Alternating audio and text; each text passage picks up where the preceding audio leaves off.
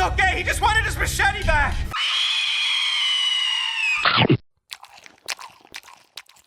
Welcome to Hamburgers and Horror, the home of meat, monsters, and machetes in space. I'm Noah Hook, and today we're looking at Jason X. This 2001 sci-fi slasher takes place far into the 25th century after Jason and his would-be victim Rowan are cryogenically frozen for 455 years. Earth is now a toxic wasteland humanity has fled from, leaving them as a forgotten artifact until some very sarcastic space-age college students come across them during a field trip. They bring Jason and the woman who incapacitated him aboard, only to quickly learn that was a terrible mistake. Jason begins mowing through our oddly named great-great-great-great-grandkids, even picking up some futuristic upgrades along the way. After trying something new with Jason Goes to Hell proved to be very unpopular, New Line opted to double back and go for a surefire hit. They spent the next 5 years trying very hard to make Freddy vs. Jason happen, and while a lot of progress was made, there was still a lot of red tape to figure out, so they had to come up with some kind of project in the meantime. Sean Cunningham brought in director and visual effects artist James Isaac, who has worked on films ranging from House 2 and 3, Return of the Jedi, Gremlins, The Fly, and Naked Lunch, to direct the still undecided project. The screenplay was written by Todd Farmer, who has brought us films like The Messengers, My Bloody Valentine 3D, and Drive Angry. He workshopped a few different ideas, but ultimately opted to send Jason to space. By this time, both Pinhead and Leprechaun had launched out of this atmosphere, but this is the movie that really cemented the premise as a horror franchise cliche. But Jason had already been to New York and hell itself, so I guess it was the obvious next step. While the last film took a supernatural approach to exploring Jason's inhuman qualities, this one takes a more sci-fi route. Now there is an actual science behind his regenerative power, explaining how he has survived so many deadly wounds.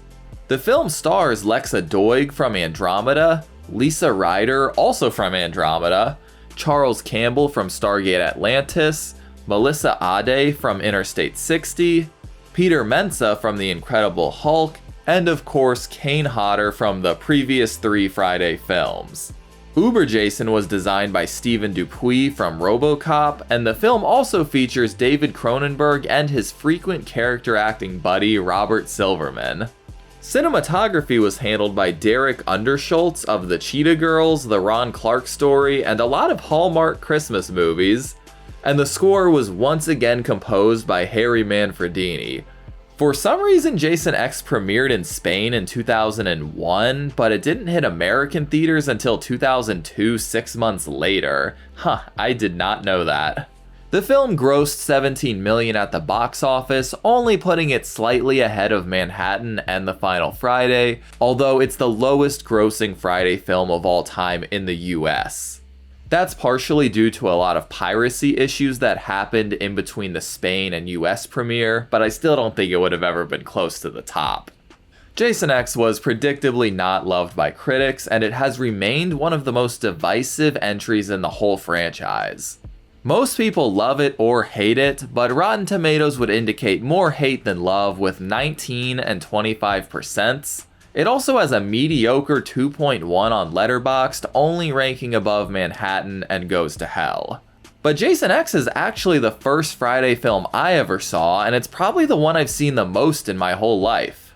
I just remember it playing on sci-fi all the time as a kid, and at the time I thought it was pretty fun. Now that I'm a bit older and wiser, I can definitely see some of its flaws, but I still have a lot of nostalgia for it. But with all of that said, it's probably time we get started.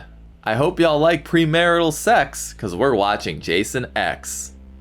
The movie opens inside of Jason's eyeball. Okay. I mean, these are cool visuals, but paired with this Hellraiser sounding music, you'd think the J-Man is still in hell. I wonder if they prepped this in advance for Freddy vs. Jason and just used it for this instead. Sometime in the near future, Jason has actually been captured, and science has devoted an entire research base to him in Crystal Lake.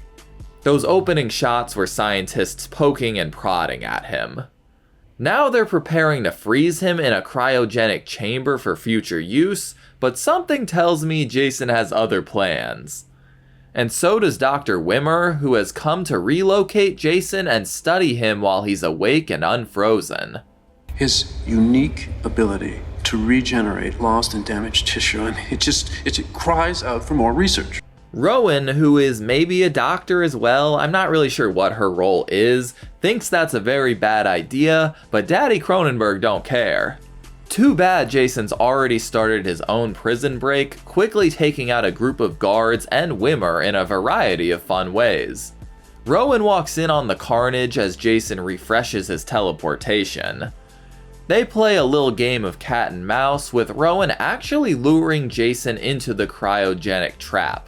She blasts him into the chamber and turns on the blast chiller, but Jason gets the last ki ha ha ha when he stabs her through the wall. The Skynet system locks Rowan in with the compromised chamber, so she gets to have a very extended slumber party with Jason. Spoiler alert, 400 fucking years somehow pass without these popsicles being found, and somehow this facility has had enough coolant to keep them frozen for 400 years. I know, I'm taking all the fun out of it. I'll try to stop using real-world logistics for this silly project. They've been found by Professor Lowe and his gaggle of biology students on their field trip to Earth. More on that in a minute. There are a lot of characters in this movie, so let me get some of the introductions out of the way now. We've got nerdy boy Sunarin and his sexy android KM-14, very 2000s sarcasm girl Janessa, and dumbass Azrael. They open up the chamber to find a big frozen meatball, and the kids get a lesson on sports history. What's a hockey mask? Facial armor. Used in a sport outlawed in 2024. Only one more year, y'all. Place your bets on who's gonna win the final Stanley Cup. Wait, how the fuck did Rowan get covered in these big ventilation tubes? Azrael accidentally knocks the big man over, causing the class clown to lose his entire arm. Good thing we're in a future with incredible medical technology and incredible drugs. They carry the bodies through Earth's wasteland of a surface, and pilot Lou flies their pod back to their spaceship, the Grendel. On board the Grendel are a group of soldiers and even more scientists. We've got the very badass Sergeant Brodsky and his unit, consisting of Briggs, Gecko, Sven, Kicker, Dallas, and Condor. There are students Waylander, Kinza, and Stoney, the latter of whom are in fact a horny couple. And we've also got the sleepy engineer Crutch and Lowe's assistant Adrian. He puts her to work preparing Jason for stasis, while the class uses nanotechnology to reattach Azrael's arm. They marvel at Jason's tiny brain, and the nano ants get to work healing Rowan's extensive wounds. She wakes with a vengeance and learns she's 4.5 centuries into the future. That is quite a wake-up call. Lowe calls up his financial backer Perez and asks what these specimens could be worth, as he has managed to accrue a hefty debt he's looking to pay off. Sadly, reanimated people aren't big news anymore, but Perez does recognize one of the names. They killed nearly 200 people and simply disappeared without a trace. You find yourself a true crime nut and you've got yourself a fortune, baby. Better celebrate with some nipple play with your student, Dr. Lowe. You pass! Meanwhile, Adrian has begun conducting an autopsy of Jason, and she's one of the few to ever feel sympathy for him.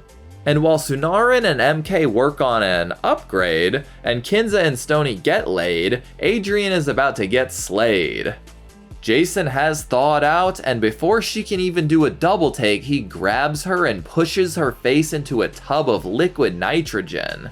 Say what you want about this movie, but this kill is easily in the top 10 of the franchise. Ah, yes, I'll take the surgical machete. Lo treats Rowan to some vegetables before explaining that Earth is now uninhabitable, but humankind was able to start over on Earth too. Real creative name. Rowan shares that she was a project leader for the Jason Voorhees research project, and Lo pretends he's never heard of him. They tried a variety of ways to execute Voorhees, but he always managed to come back from the dead.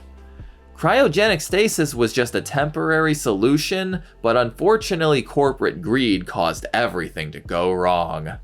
Rowan starts getting to know the eclectic crew, with Waylander revealing they have the OG machete and its owner on board. Rowan freaks the fuck out and urges Lo to eject Jason before he wakes up, but he assures her that he is definitely dead. Yeah, about that. Brodsky puts the ship on lockdown, but Jason has already made his way to the Love Zone. Stoney takes a machete to the gut and gets dragged away, which at least allows Kinza to rejoin and warn the group. Brodsky orders Lo to take his kids and hunker down in the lab until he kills Jason, which the professor reluctantly does. Azrael and this soldier named Dallas were too busy playing VR Monster Hunter to get the memo, and Jason decides he wants in on the action as well. They shut down the game and realize Jason is the real deal, and Azrael's dumbass gets his back broken trying to be a hero. Dallas's death quickly follows suit with a simple head smash into a window. Lo tries to pay off Brodsky to keep Jason alive, but the good sergeant has no such intentions. Team Brodsky gets the jump on Jason before he can kill Crutch, but Homie teleports out of there before he could sustain too much damage. Let's be real though, all of these soldiers are just fodder for Jason, so what ensues is a pretty one-sided slaughter. First up is Sven, who gets an unusually stealthy neck snap. Condor puts up a decent fight, but ultimately succumbs to the power of Jason and shitty jokes. What's his condition? He's screwed. Seriously though, what is that giant screw supposed to do aside from kill people? Up next is Gecko, who simply backpedals her way into a throat slit. Kicker manages to shoot the shit out of Jason and impale him on a giant anchor looking thing, but he foolishly lets his guard down and gets bifurcated. I don't think he'll be kicking anything anytime soon. And finally, Jason impales Briggs on the bizarre anchor chandelier thing. All that's left is Brodsky, who is undoubtedly the toughest, but even he is no match for Jason. It's gonna take more than a poke in the ribs to put down this old dog. Yeah, that ought to do it. Luckily, the crew has reached Solaris, a giant space station they can hop aboard. But unfortunately, Jason has made his way to the cockpit. With Lou dead, the ship just drives right through Solaris's roof. The Grendel and its occupants get pretty banged up, but they are a lot better off than the Solaris and its unknown amount of casualties. Lo tries to assure the kids that another ship will come across them before their ship runs out of life support, but for now they are pretty much just floating in space. Jason bounces into the lab using his patented window method, but the group is able to flee and lock themselves in a different part of the ship before he can kill anyone. Well, anyone except Professor Lo, whose dumbass thinks he can win over Mr. Voorhees. Yeah, he got hacked up off screen. Waylander and Crutch realize they still have access to the shuttle, so they head to the bridge to begin pre-launch while the others make their way to the shuttle. Rowan finds a BFG on the way, and the boys find what is left of Lou. KM shares that they only have a measly 12% chance at survival, but the horny half-human couple has a plan. The ladies come across some carnage, and Rowan opts to investigate, finding a very wounded but still alive Brodsky. He's a big old boy, so Rowan needs a hand moving him, so Waylander heads over to help while Crutch transfers fuel to the shuttle. Unfortunately, the engineer is found by Jason and Lo's severed head, and he's killed by the tried and true method of getting thrown into some electrical shit. Kinza, who is the only person on the shuttle, has a little panic attack and locks everyone else outside. She proves to be both a coward and a dumbass as she hurriedly tries to abandon her friends while the fuel line is still attached. This causes her to crash right into the Grendel, ensuring a fiery death. Jason enters ready to wrap things up, but he forgot about Sonoran and his deadly sex bot. Shaver and upload. Jason yeets his machete into KM, but she just uses that as a ploy to get him close before blasting him away. She does some Resident Evil karate shit before unloading a fuck ton more rounds into him. Brodsky pops in for some payback as well before KM blows off his arm, his leg, his chest, and his fucking head. That right there is a definitive Jason death, and I don't think his regenerative abilities alone could come back from that. They patch up Brodsky and get word from a nearby rescue ship, but unfortunately the Grendel is going to implode before they can get there. Rowan and Brodsky decide their best bet is to blow the connecting bridges between the cargo hold and the main ship, hoping that will buy them enough time for rescue to arrive. But that alone would be a pretty lame end to the movie, right, Grendel? Why don't we add a little pizzazz? The ship inadvertently unleashes the nano ants to revive and restore Jason. Well, that's bad. It's been modified. Oh, you think? KM tries her best, but Jason knocks her block clean off. The group flees through a corridor and call Brodsky for help, accidentally leaving Waylander and the explosive charges behind. Good thing Way is a real one though, as Mr. Sweater Tank Top sacrifices himself to blow up Jason. The ship is successfully blown in two just in time for rescue to arrive, but this big metal bastard won't give up. He punctures a hole that causes all the air to come rushing out and ultimately sucking Janessa through a grate. This sucks on so many levels! Ouch. They flee as Jason breaks his way inside, and the rescue ship connects an escape tunnel to the Grendel. There are some technical issues that require Brodsky to do a spacewalk on the ship's exterior, so he heads out as Jason heads in. To buy some time, Sonoran sets up a diversion which takes Jason back to the good old days. Ah, there really is no place like home, huh, Jason? Wow, it even has camp counselors. How authentic. Hey, you want a beer? Or do you want to smoke some pot? Or we can have premarital sex. We love premarital sex!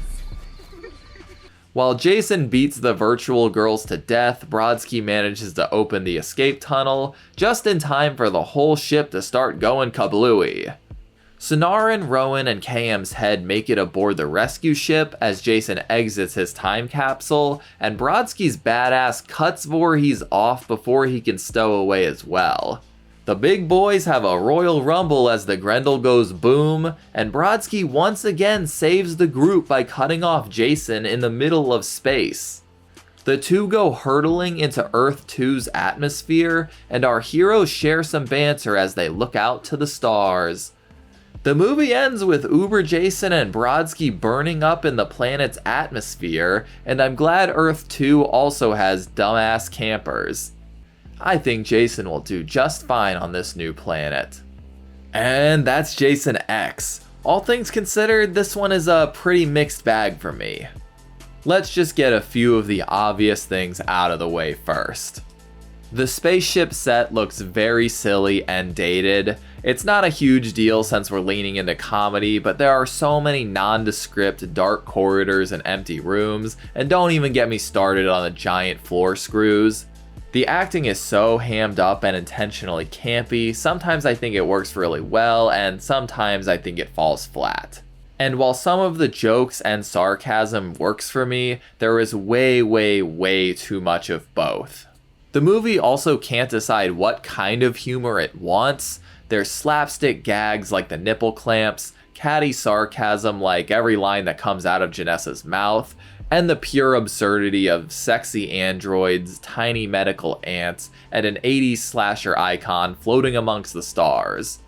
But at least all that variety means there's probably a little bit of something for everybody. This is up there as one of my favorite performances from Kane Hodder, despite the limited mobility he had in the Uber suit. Unfortunately, Rowan is one of the least interesting final girls in the entire franchise though. Lexa Doig does a fine job with what she's given, but she just isn't given much. She's honestly the least interesting character in the whole film, not to mention she played basically no role in Jason's defeat. Sunaran, MK, and Brodsky dragged her prehistoric ass to the finish line.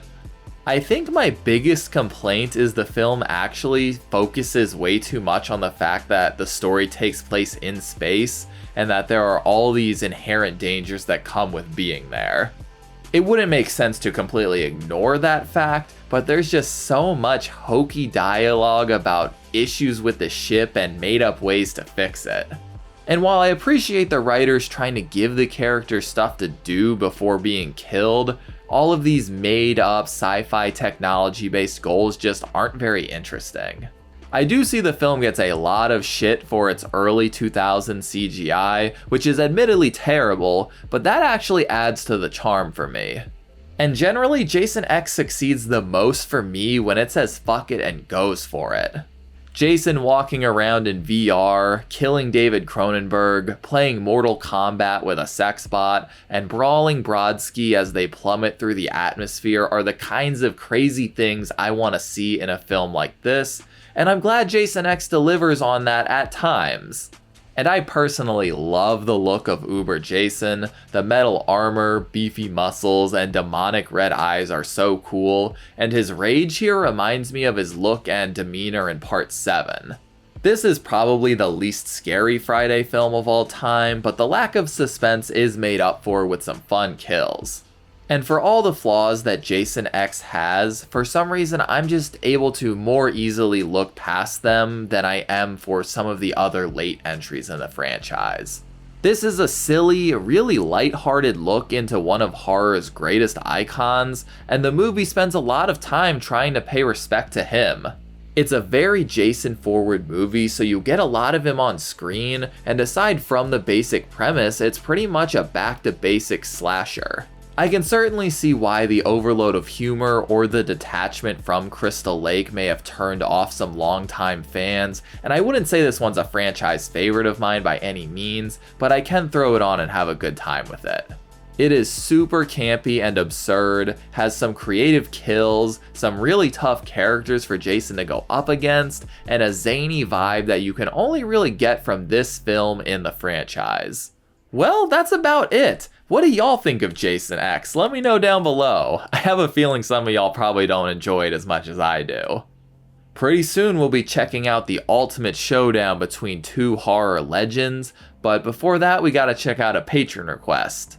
But we'll be staying kind of on theme, as in 2 weeks we'll be checking out Wes Craven's Shocker. Thank you all so much for joining me, and an extra thank you to my patrons. As always, I'm Noah Hook, and thanks for watching Hamburgers and Horror. Stay safe out there. Thanks for watching my review of Jason X. If you enjoyed this video, be sure to like and subscribe so you can keep up with all my horror reviews. And if you want to help support the channel further, you should check out my Patreon account. You'll be able to vote for future movies and franchises I cover on the channel. Thanks, y'all.